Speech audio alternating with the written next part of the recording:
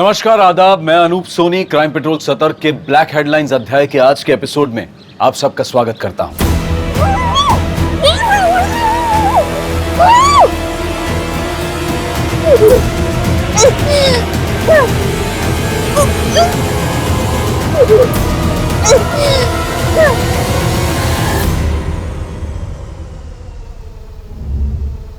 जब आज से तकरीबन 7 साल पहले दिल्ली की एक लड़की के साथ सामूहिक बलात्कार हुआ था तो जो आक्रोश हम में था उसने देश समाज ही नहीं बल्कि पूरे कानून को भी बदल कर रख दिया था। लेकिन आज हम उस घटना का जिक्र इसलिए नहीं कर रहे हैं ताकि हम अपनी भड़ास निकालते हुए ये बोलने लग जाएं कि अब तक तो उस लड़की के गुनहगारों को फांसी मिल जानी चाहिए थी। क्या उस सजा के असर से उस तरह के वहशी लोगों के मन में खौफ पैदा हो गया है?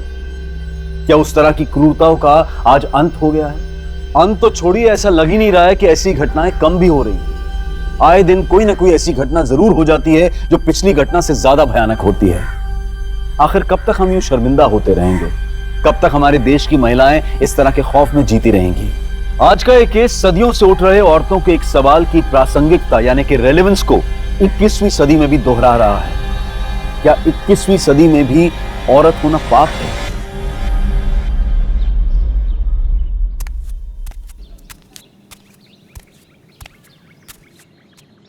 चिंता ना चले। चलो। डॉक्टर देखिए ना, ऐसे क्या हुआ है? सुबह से कुछ नहीं खा रहा है और रो ही जा रहा है सुबह से। आप घबराइए मत, मैं देखती हूँ। मैं आती हूँ वरना। चलिए। क्या हो गया मेरी बेबी को? हो गया बस बस बस बस। मैंने आपसे कहा था ना इसे अपने दूध के अलावा और कुछ नहीं देना। मैडम उतना दूध हो ही नहीं रहा है और ऐसे इसका पेट नहीं भरता है। ठीक है, मैं इसके लिए दवाई दे रही हूँ और आपके लिए टॉनिक। अपना ध्यान रखिए वरना बच्ची का ध्यान कैसे रखेंगी आप? गुड्डू, ये दवाई इन्हें दे दो। दिव्यांका जी जल्दी चलिए, नहीं तो आपकी बस निकल जाएगी।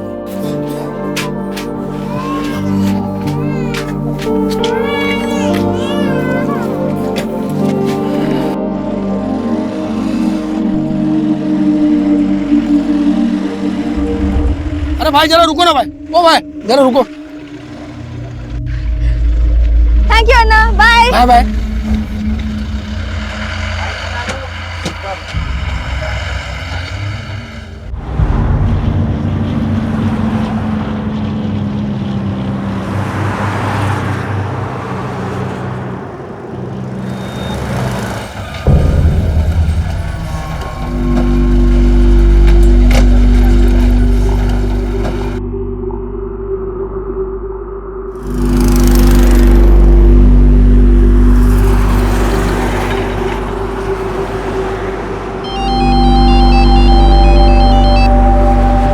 हेलो पापा। घर पहुंच गई बेटा? अभी कहाँ, अभी तो सिर्फ टोल प्लाजा पहुंची हूँ। अच्छा सुन, मैंने तेरे स्किन वाले डॉक्टर को अपॉइंटमेंट के लिए फोन किया था। कल की कोई अपॉइंटमेंट नहीं मिल रही है, लेकिन हाँ आज शाम 7 बजे की एक अपॉइंटमेंट मिल रही है। बता क्या करना है? आज शाम 7 बजे बहुत लेट हो जाएगा पापा। ठीक है, मैं परसों के लिए ट्राई करता हूँ। नहीं पापा, मैं एक काम करती हूँ, अभी घर चली जाती हूँ और वहाँ फ्रेश होके फिर डॉक्टर के पास चली जाऊंगी। वैसे भी स्वामी डॉक्टर की अपॉइंटमेंट नहीं मिलती। ठीक है बेटा। पापा आप घर कब आ रहे हो? पिछले वीकेंड भी घर नहीं आए थे। बेटा पिछले वीकेंड पे यहाँ बहुत काम था, लेकिन इस वीकेंड पे पक्का मिलेंगे। बाय पापा।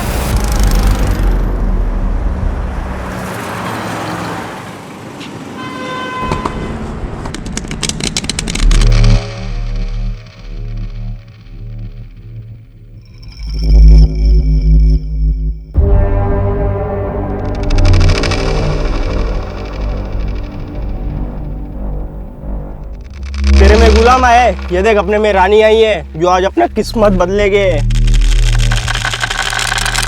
अबे तेरी किस्मत कभी नहीं बदलेगी। साले चीटिंग करते हैं, पत्ते लगाते हैं हम। हट।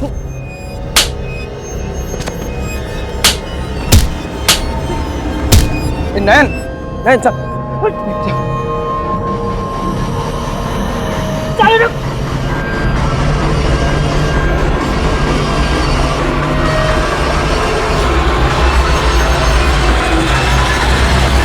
अबे रुक। अबे पागल है क्या? अबे तुझे पता तो है कि मुझे किडनी का प्रॉब्लम है, क्यों भगा था इतना? साले बीबी का किडनी लगा लेना। अबे बीवी का नाम मत ले यार, आज उसी की वजह से जिंदा हूँ मैं। अबे जितना दिन जिंदा है ना ऐश कर ले, समझा? ये ले शाम को दारू का इंतजाम कर।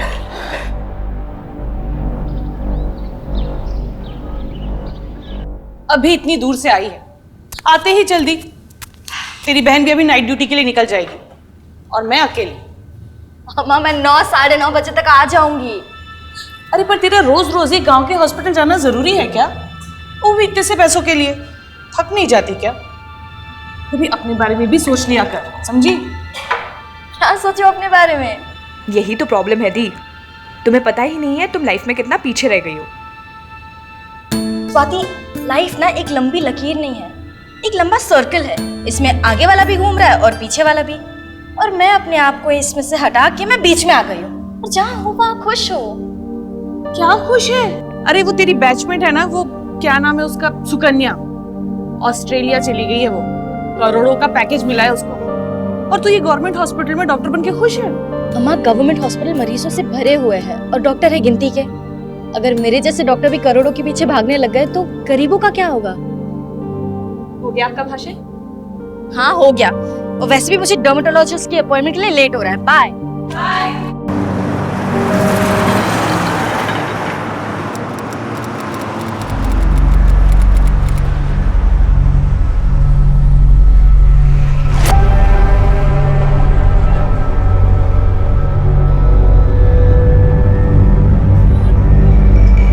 अरे यार, ये छोटू दारू लाने गया या अपना किडनी बदलवाने गया?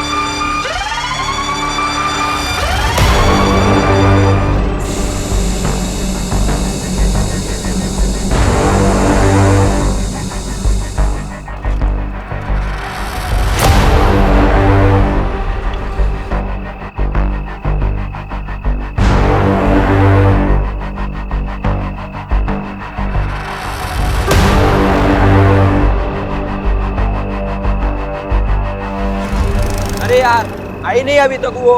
अरे आएगी, स्कूटी छोड़ के थोड़ी जाएगी, आएगी।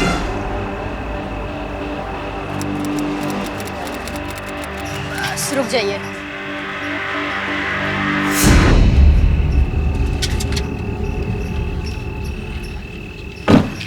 थैंक यू अन्ना।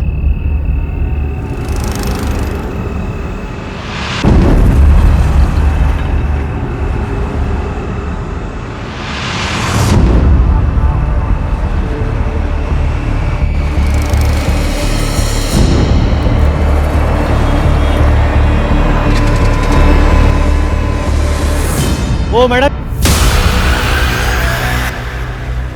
आपकी टायर पंक्चर है।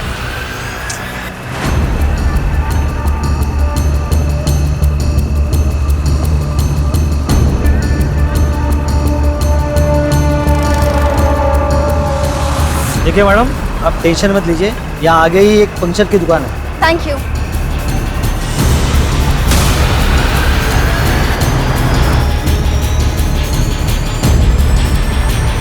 अरे मैडम देखिए, आप रहने दीजिए, मेरा लड़का ये पंक्चर लगवा के आएगा। नहीं मैं मैनेज कर लूंगी, थैंक यू। अरे मैडम, इस रात को इसको किधर खींच के लेके जाओगे? एक मिनट, इधर आ। हाँ भाई, जा और मैडम का पंक्चर लगवा के आ जा। अरे नहीं देखिए, कोई बात नहीं, मैं कर लूंगी मैनेज। मैडम मैं यहीं पे हूँ, आप टेंशन मत लीजिए, ठीक है? ले जा जल्दी जल्दी।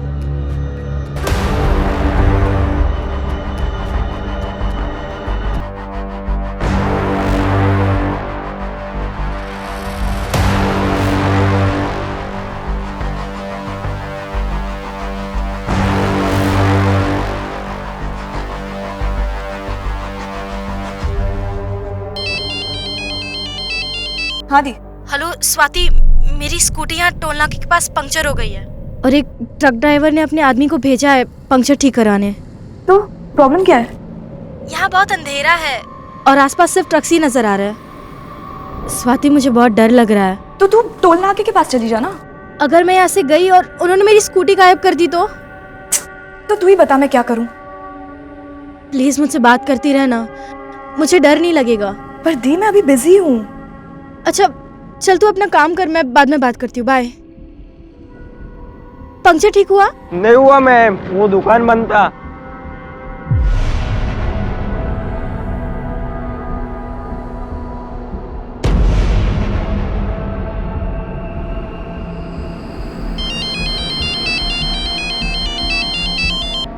अब क्या है दी? स्वाति पंक्चर शॉप बंद है। तो एक काम करो, स्कूटी छोड़ो, कैब लो और घर जाओ। वैसे भी काफी रात हो गई है और बार बार मुझे कॉल मत करो, मैं बहुत बिजी हूँ। स्वाति सुन।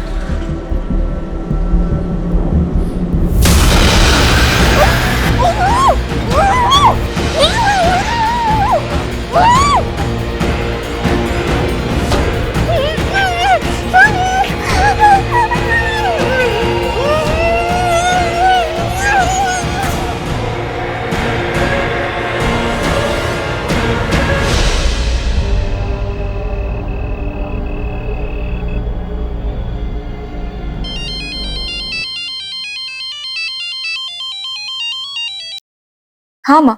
स्वाति, प्रियंका अभी तक आई नहीं। अब तक नहीं पहुंची? नहीं, और उसका फोन भी बंद आ रहा है। अम्मा उसके फोन की बैटरी चली गई होगी। मेरी अभी थोड़ी देर पहले उससे बात हुई थी, वो टोल प्लाजा के पास थी, उसकी स्कूटी पंक्चर हो गई थी। और तूने मुझे बताया भी नहीं। अरे अम्मा आप टेंशन क्यों ले रहे? वो आ जाएगी अभी।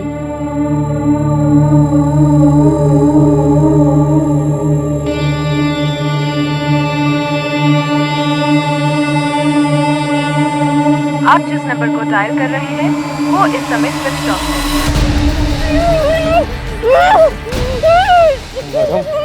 अगर आप कोऑपरेट करोगे ना तो हम भी आपको कोऑपरेट करेंगे।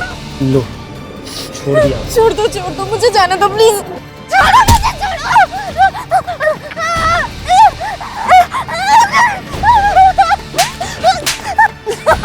छोड़ो मुझे प्लीज, छोड़ो।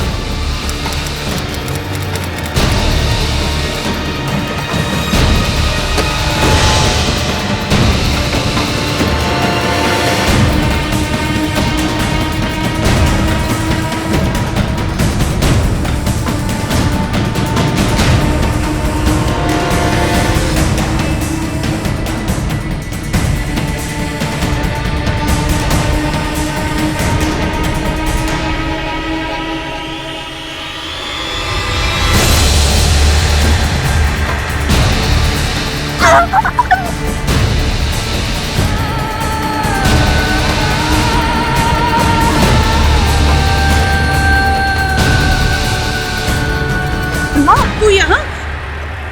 दिव्यांका कहाँ है? वो मैं दी को ढूंढने के लिए यहाँ आई थी, लेकिन फोन पे तो तू मुझे कुछ ठीक नहीं लग रहा था, इसलिए मैं ऑफिस की कार लेके आ गई। क्या ठीक नहीं लग रहा था स्वाति? अम्मा आप फिक्र मत करो, दी शायद घर पहुंच गई होगी, आप घर जाके देखिए ना। हाँ चलिए। सुन ना, मैं भी चलती हूँ ना तेरे अम्मा साथ। अम्मा प्लीज।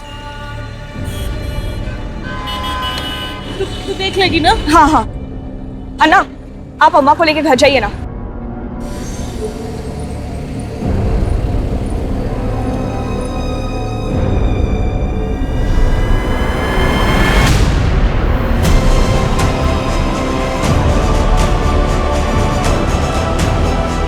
देखिए यहाँ हम पेट्रोलिंग पे हैं और ऐसा कुछ भी गलत नहीं हो सकता।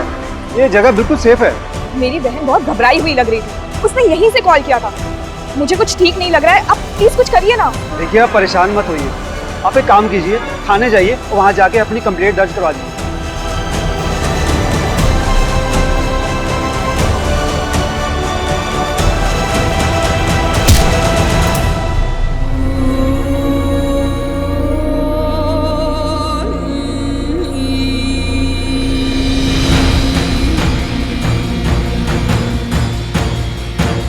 राहुल एक काम करते हैं, दी के ईमेल आईडी से ना उनके लोकेशन का पता लगाते हैं। मुझे उनके ईमेल आईडी का पासवर्ड भी पता है।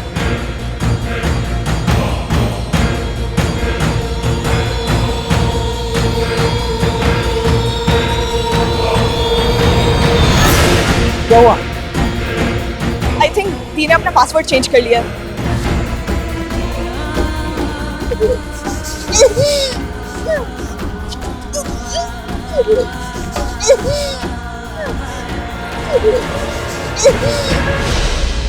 क्या जया 11 बज रहे हैं और दिव्यंका अभी तक नहीं आई है? इसीलिए तो डर लग रहा है। या एक काम करो, तुम और स्वाति अभी पुलिस स्टेशन जाओ और कंप्लेंट फाइल करो।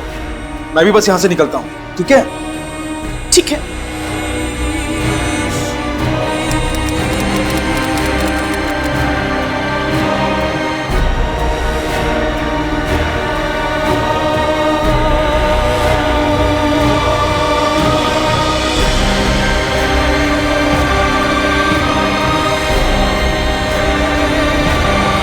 भाई लोग, चलो यहाँ से, बहुत हो गया। ए 2/2 है, हम नहीं समझा ना। तेरी किडनी खराब है, तू सिर्फ चुपचाप खड़ा रह और मजे देख। अरे भाई, इसको कुछ हो गया तो? अरे लेने के देने हो जाएंगे, चलो यहाँ से।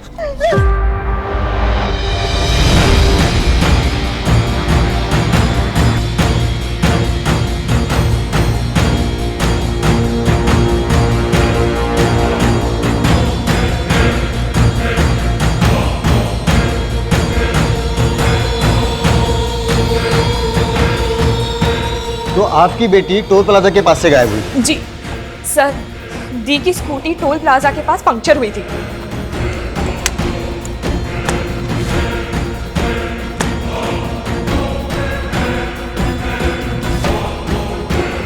दीदी ने यह भी बताया था कि वहां पे एक ट्रक खड़ा था।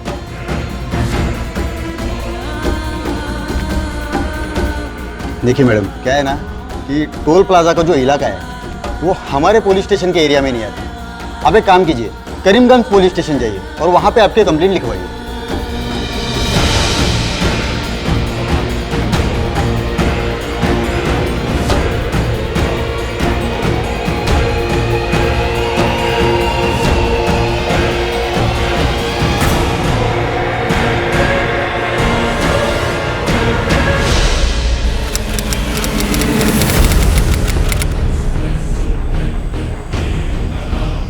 एक मिनट सर, मेरी बेटी दिव्यंका कहीं मिल नहीं रही है।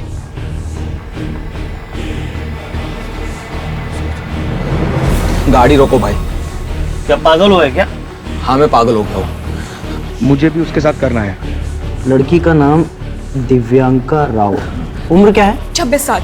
26 साल। कोई बॉयफ्रेंड वगैरह? सर, ये सब क्यों पूछ रहे हैं आप? अरे पूछना पड़ता है मैडम, हो सकता है वो आपको बिना बताए अपने किसी बॉयफ्रेंड के साथ भाग गई हो। ये क्या बकवास कर रहे हैं आप?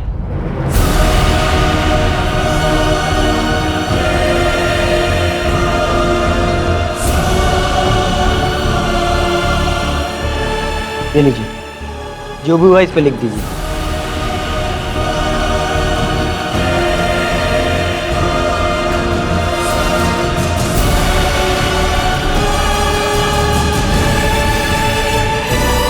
उस वक्त ड्यूटी पर तैनात उस पुलिसकर्मी के गैर जिम्मेदाराना शब्द किसी तमाचे से कम नहीं थे। और वो तमाचा उस लड़की और उसके परिवार पर नहीं था, बल्कि पूरा समाज उस तमाचे की गूंज से दहलने वाला था।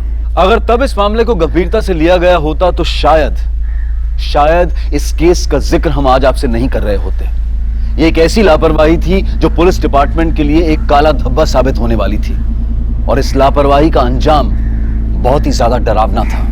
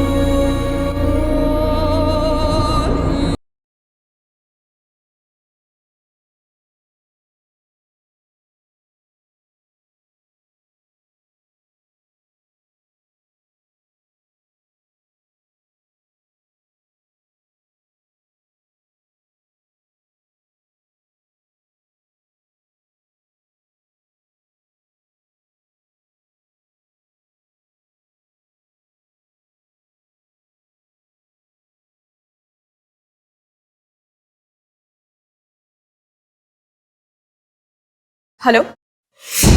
जी जी जी, हम अभी आते हैं। किसका फोन है? पापा, पुलिस ने हमें बुलाया है।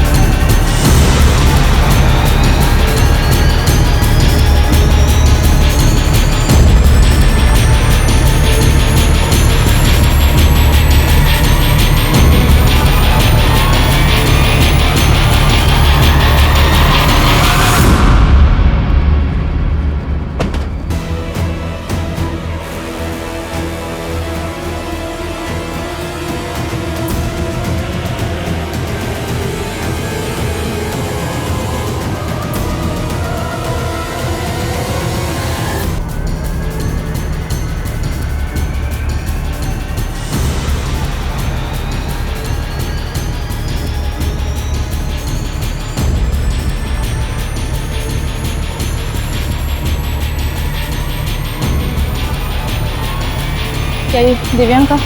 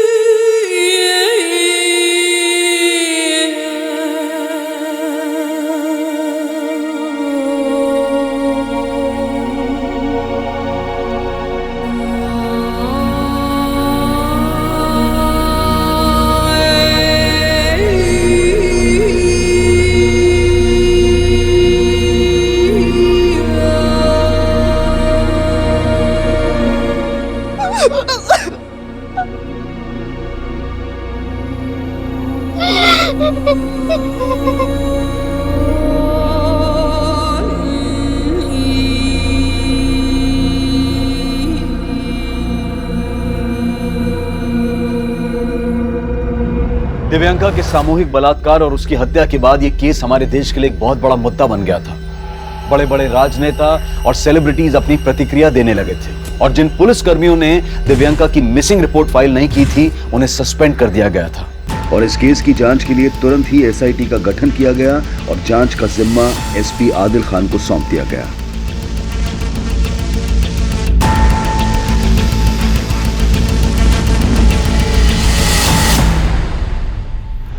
लोग हम पर अपनी भड़ास निकाल लें, गुस्सा हो रहे हैं और उनका गुस्सा जायज भी है।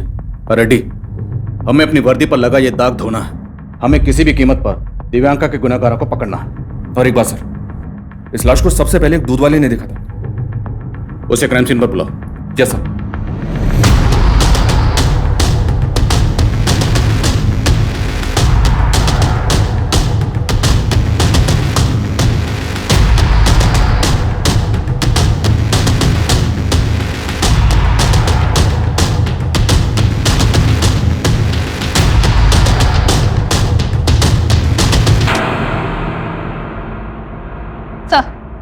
सर, इसी ने सबसे पहले दिव्यांका की डेड बॉडी को यहाँ पे देखा था।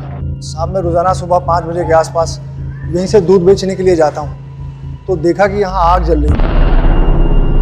तो मैंने सोचा कि हो सकता है किसी ने रात को हाथ सेकने के लिए आग जलाई हो और बुझाना भूल गया हो, तो मैं चला गया। लेकिन वापस जब मैं 8 बजे के आसपास आया यहाँ पे, तो देखा ये तो लाश है जो जल रही थी।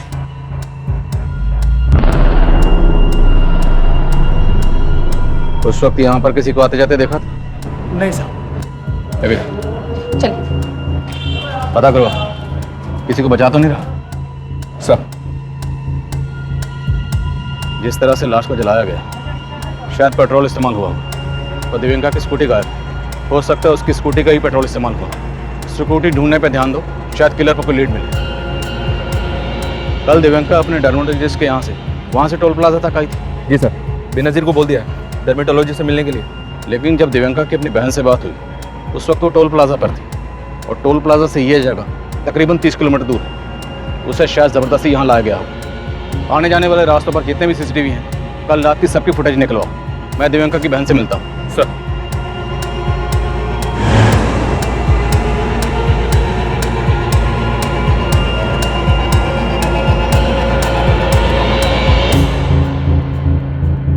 मैम, दिव्यांका मुझसे रोजेशिया का ट्रीटमेंट ले रही थी।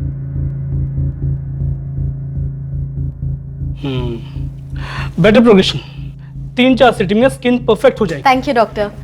और करीब 7:30 बजे वो यहाँ से चली गई थी। डॉक्टर स्वामी, क्या दिव्यांका के साथ कोई और भी यहाँ आया था? जी नहीं, वो अकेली ही आई थी। हमें आपके क्लिनिक के बाहर की सीसीटीवी फुटेज चेक करनी है।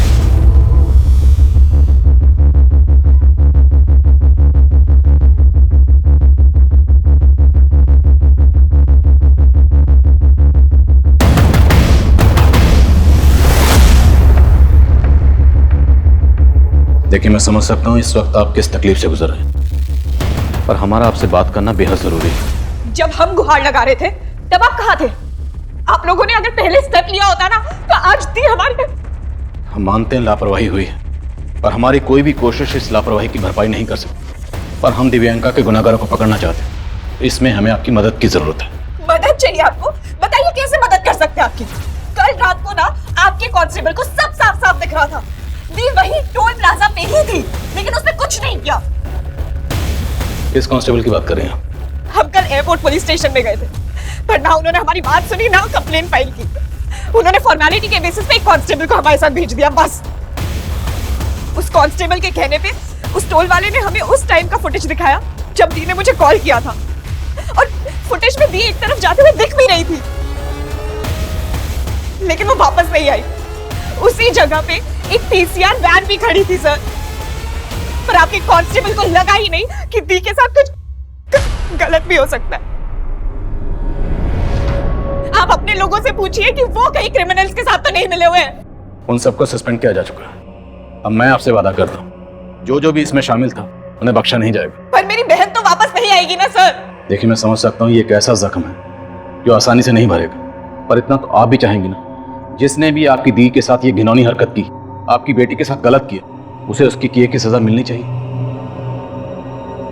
बोलिए, आपकी दी से फोन पर क्या बात हुई थी? उसने सबसे पहले मुझे ही कॉल किया था। हाँ दी। हेलो स्वाति, मेरी स्कूटी यहाँ टोल नाका के पास पंक्चर हो गई है और एक ट्रक ड्राइवर ने अपने आदमी को भेजा है पंक्चर ठीक कराने। तो प्रॉब्लम क्या है? यहाँ बहुत अंधेरा है और आसपास सब ट्रक्स ही नजर आ रहे हैं। स्वाति, मुझे बहुत डर लग रहा है। पहले उसने कॉल किया था तो मुझे लगा सब ठीक ही होगा, दोबारा जब उसने कॉल किया तो वो बहुत पैनिक साउंड कर रही थी। क्या कहा? एग्जैक्टली क्या कहा? प्लीज मुझसे बात करती रहना, मुझे डर नहीं लगेगा। पर दी, मैं अभी बिजी हूँ। वो चाहती थी कि जब तक वो आदमी पंक्चर ठीक करवा रहा है तब तक मैं उससे फोन पे बात करती रहूं, लेकिन मैं फिर जब उसने दोबारा मुझे कॉल किया। अब क्या है दी? स्वाति, पंक्चर शॉप बंद है। तो एक काम करो, स्कूटी छोड़ो, कैब लो और घर जाओ। वैसे भी काफी रात हो गई है, और बार बार मुझे कॉल मत करो।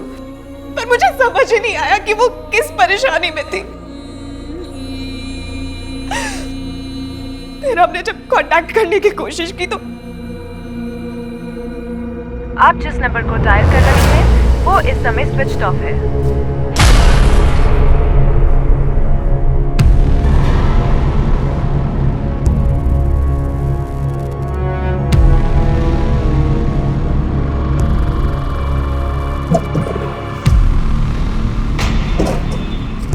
टोल प्लाजा की कल रात की पूरी फुटेज निकलवाओ। दिव्यांका की स्कूटी पंचर हुई, आसपास जितनी पंचर की दुकान है सब जगह पता कर। सर, सीसीटीवी फुटेज रेडी है, चलो।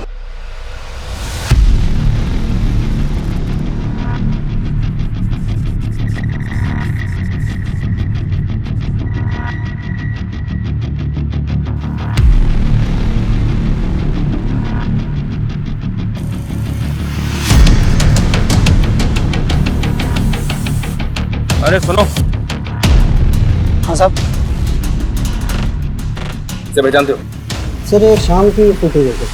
इसमें दिव्यांका स्कूटी से जाती हुई दिखाई दे रही है। उसने जहाँ अपनी स्कूटी पार्क की वो सीसीटीवी के रेंज से बाहर है सर। रात की फुटेज? सर रात की फुटेज में इस तरफ कुछ साफ दिखाई नहीं दे रहा, पर दूसरे कैमरे से वो एक बार टोल प्लाजा की तरफ आते हुए दिखाई दे रही है। टोल प्लाजा पे ये लड़का कौन? पता करो लड़का कौन? अब इस लड़की को तो मैंने नहीं देखा है, लेकिन कल रात ये स्कूटी लेकर दो लड़के आए थे। तो क्या इन्हीं दोनों लड़कों ने स्कूटी का पंचर लगवाया? नहीं साहब, स्कूटी पंचर थी नहीं। स्कूटी पंचर नहीं थी? नहीं साहब, वो तो बस हवा भरवाने आए थे।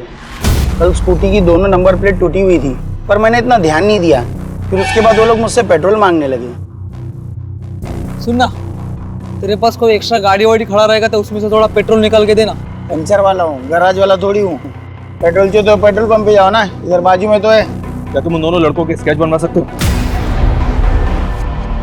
हाँ सर, कल रात ये लड़की आई थी, लेकिन सर तब मुझे कुछ पता नहीं था। ये लड़के तुम्हारे पास क्यों आए थे? अन्ना, मेरी स्कूटी पंक्चर हो गई है, तो यहाँ कहीं पंक्चर की दुकान है क्या? मैम दरअसल मैं यहाँ पर नया हूँ, मुझे कुछ पता नहीं है, पर शायद आगे एक पंक्चर की दुकान है, तो आप वहाँ पता कर सकते हैं। आगे? जी थैंक यू। सर, इसके पीछे एक लड़का था जो इसे फॉलो कर रहा था।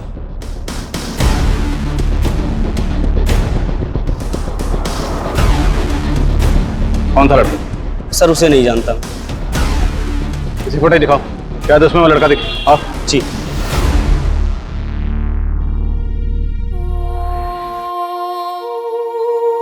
यहाँ बहुत अंधेरा है और आसपास सब ट्रक्स ही नजर आ रहे हैं। इस वाकई मुझे बहुत डर लग रहा है। प्लीज मुझसे बात करती रहना, मुझे डर नहीं लगेगा। तो एक काम करो, स्कूटी छोड़ो, कैब लो और घर जाओ। वैसे भी काफी रात हो गई है, और बार बार मुझे कॉल मत करो।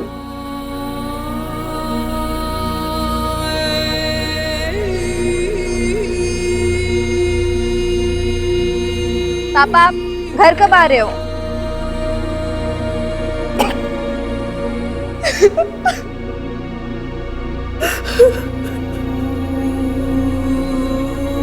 अम्मा, गवर्नमेंट हॉस्पिटल मरीजों से भरे हुए हैं और डॉक्टर है गिनती के। अगर मेरे जैसे डॉक्टर भी करोड़ों के पीछे भागने लग गए तो गरीबों का क्या होगा? सर, लड़का थोड़ी दूर पे था इसलिए नहीं दिख रहा है। तो छुपा तो नहीं रहा? नहीं सर। लड़के का स्केच बनवा सकता है? ट्राई कर सकता हूँ सर। लेके जाओ सर। चल। रात का फुटेज एक बार फिर से दिखाओ। सर ये शाम की फुटेज है सर, ये दिव्यांका की लास्ट विजुअल है। सर यहाँ रात में पीसीआर वैन खड़ी थी, मुझे नहीं लगता यहाँ कुछ हुआ होगा सर। दिव्यांका यहाँ से 30 किलोमीटर दूर खुद तो नहीं गई होगी, उसे जबरदस्ती ले जाया गया हो। जो भी हुआ यही हुआ, जो पीसीआर में मौजूद किसी पुलिस वाले को नजर नहीं आया। दिव्यांका डर्मेटोलॉजिस्ट के पास कैब में गई तो वापस भी किसी कैब में ही आई होगी।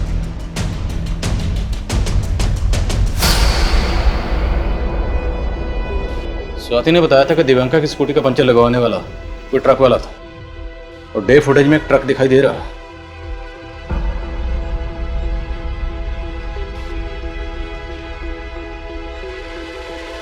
दूसरी फुटेज चेक करिए जिसमें ट्रक का नंबर साफ नजर आया। दिव्यांका ने जहां अपनी स्कूटी पार्क की थी उस तरफ चलो।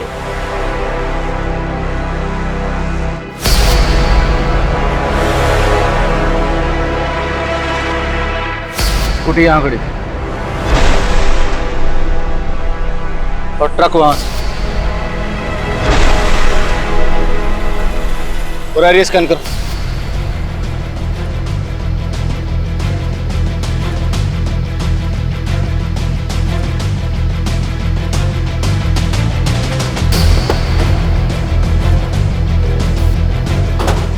आसपास इंक्वायरी करो, शायद कोई यहाँ दिव्यांका की स्कूटी लग रहा है। Okay sir. जाओ। हाँ सुनो। सर, हाँ साहब, कल रात को लड़का बोतल लेके आया था पेट्रोल मांगने, लेकिन साहब उस पर मुझे कुछ शक हुआ था। बोतल में पेट्रोल देना अलाउ नहीं है। मालूम है अल्लाह, पर इमरजेंसी है ना, थोड़ा मदद करो। चारों तरफ सीसीटीवी कैमरा है, अगर मैं तुम्हें बोतल में पेट्रोल दिया तो मेरा मैनेजर मुझे जॉब से निकाल देगा, समझ गए?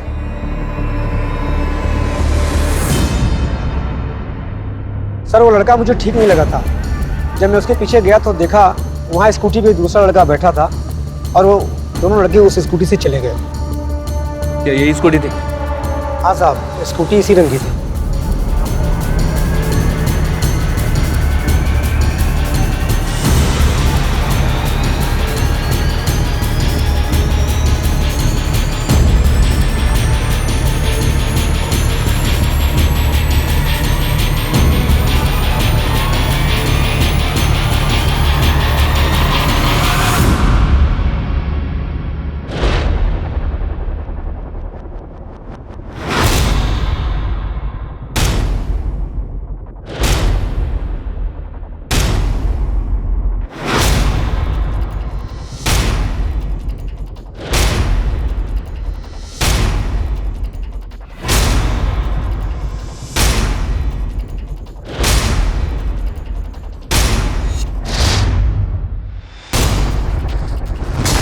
दिव्यांका का रेप यहीं हुआ होगा। वहां उन लोगों ने ट्रक खड़ा किया था ताकि हाईवे से आने जाने वाली किसी भी गाड़ी को कुछ पता ना चले, कुछ दिखाई ना दे, कुछ सुनाई ना दे। साहब आप कहाँ लेके जा रहे हो मुझे साहब? साहब मैंने कुछ नहीं किया साहब। तेरा ही घर है ना? यहीं रहता है ना तू? जी साहब। कल रात तेरे घर के सामने यहाँ पर एक लड़की के साथ इतना कुछ हुआ, तुमने कुछ नहीं देखा? शामिल है ना इस सब में तो भी? नहीं साहब, मैं रहता यहाँ जरूर हूँ साहब, लेकिन रात को निकल जाता हूँ साहब, घूम घूम कर चाय बेचता हूँ साहब। कल रात क्या हुआ मुझे कुछ पता नहीं है साहब। कल रात यहाँ पे ट्रक खड़ा था, किसका है? साहब यहाँ पे तो बहुत सारे ट्रक आते हैं साहब, मेरी उनसे कोई बातचीत नहीं होती है साहब। यहाँ से सिर्फ 200 मीटर की दूरी पर पीसीआर वैन खड़ी थी। क्रिमिनल इतने बेखौफ थे। हमारे देश की महिलाएं खौफ में हैं, हम सब खौफ में हैं, क्योंकि इस देश में आम इंसान नहीं, अपराधी बेखौफ घूमते हैं, शहरों और पीड़ितों के नाम बदलते रहते हैं, पर अफसोस ये हैवानियत थमने का नाम ही नहीं लेती। फिर हम अपना गुस्सा दिखाते हैं। इससे पहले हम अपनी चर्चा शुरू करें, हमारे दर्शक जो इस वक्त हमें लाइव देख रहे हैं, सुन रहे हैं, वो अपनी प्रतिक्रिया हमको #खौफ_तेलंगाना पर भेज सकते हैं।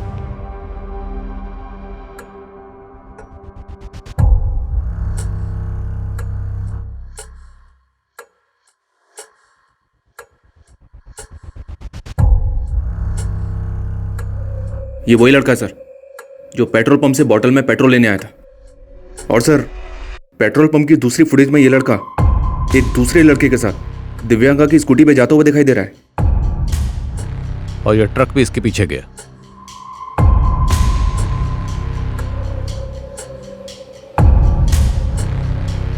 ये तो वही ट्रक है जो दिव्यांका की स्कूटी के पास भी नजर आ रहा था। मतलब साफ है, ये ट्रक वाला भी इस सब में शामिल है। इस सब में 3 लोग शामिल हैं, ये तो कंफर्म है। या 3 से ज्यादा भी हो सकते हैं। वो टोल प्लाजा पे काम करने वाला लड़का, वो एक स्केच बनवाने वाला था, रेडी हुआ? जी सर।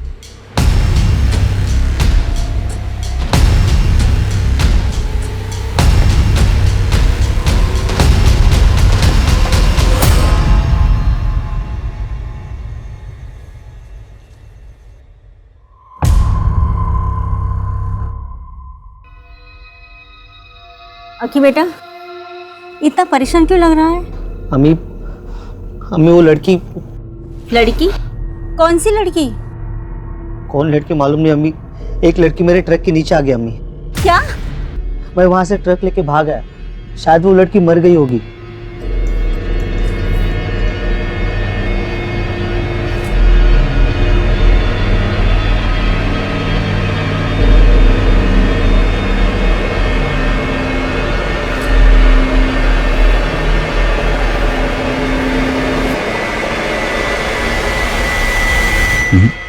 ये लड़का इनमें से नहीं है, ये कोई और है। इन सब की शिनाख्त करो, मुझे इस सब के सब अंदर चाहिए, जल्द से जल्द। सब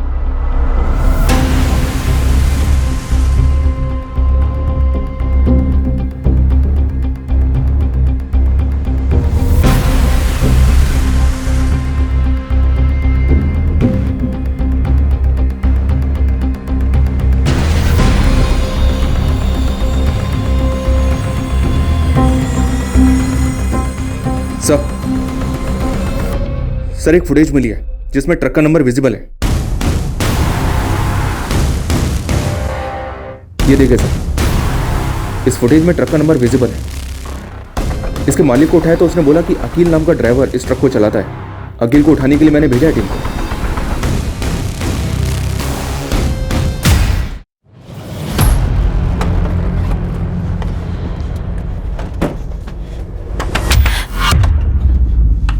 चल इधर देखो, चेकिंग करो।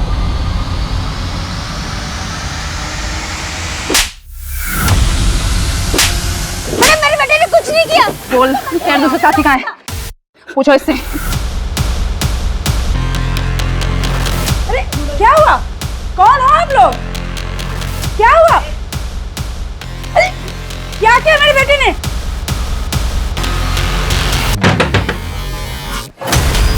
अरे अरे बोलो, आप लोग ऐसे कैसे घुसे जा रहे हो? एक लड़की का रेप किया है और जलाया है उसको। इस वक्त एक बड़ी खबर आ रही है तेलंगाना से। तेलंगाना की पीड़िता का रेप और हत्या करने वाले चारों आरोपियों को पुलिस ने हिरासत में ले लिया है। इस विषय में हर तरफ से अलग अलग प्रतिक्रियाएं आ रही हैं। सब लोग इन्हें सजाए मौत देने की गुहार कर रहे हैं। यहाँ तक कि उनके परिवार वाले भी यही मांग कर रहे हैं। मेरा लड़का तो बोला था कि उसने उस लड़की को ट्रक से उड़ा के मार दिया था, लेकिन उसने इतना गंदा काम किया। मैं उसे नहीं बचाऊंगी, उसे फांसी दे दो। मुझे कोई लेना देना नहीं है इस इंसान से। तुम चाहे कुछ भी करो इसके साथ।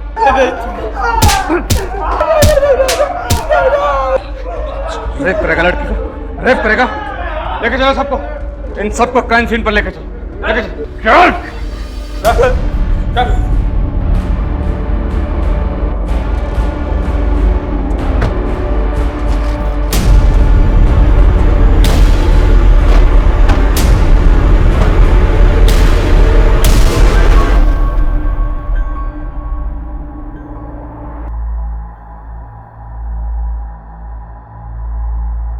वो बार बार किसी को फ़ोन कर रही थी, सोचा हाथ से निकल ना जाए, इसलिए उसको यहीं से उठा लिया।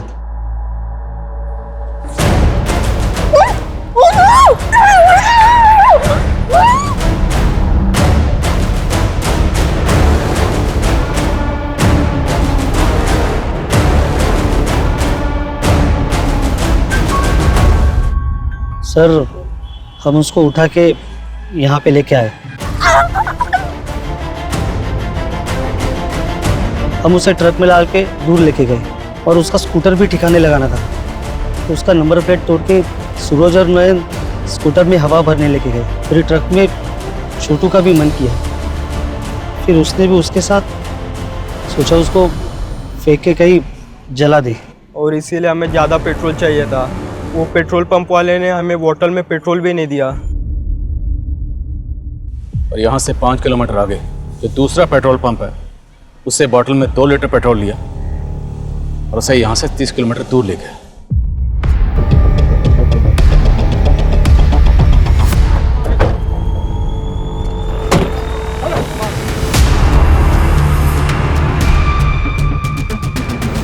अब हम उसको यहाँ लेके आए।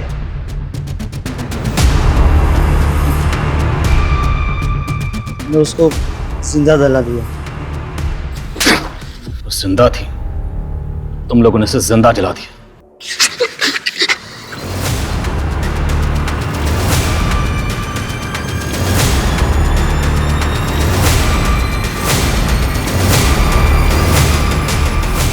दिव्यांका एक ऐसी डॉक्टर थी जिसने अपनी काबिलियत का इस्तेमाल गरीब और लाचार लोगों का इलाज करने में किया। लेकिन आज हम ऐसी लाचारी से गुजर रहे हैं जहां हमें अकील, सूरज, नयन और छोटू जैसे वहशियों का कोई इलाज नजर नहीं आ रहा है। हम गुस्सा दिखाते हैं कि ऐसे गुनहगारों को बीच चौराहे में खड़ा करके सूली पर लटका देना चाहिए, उन्हें गोली मार देनी चाहिए। अब आप ही बताइए कि हम ऐसी सोच पर फूल चढ़ाएं या फिर कानूनी प्रक्रिया का इंतजार करें। यह हताशा, यह गर्मजोशी अब चरम पर है।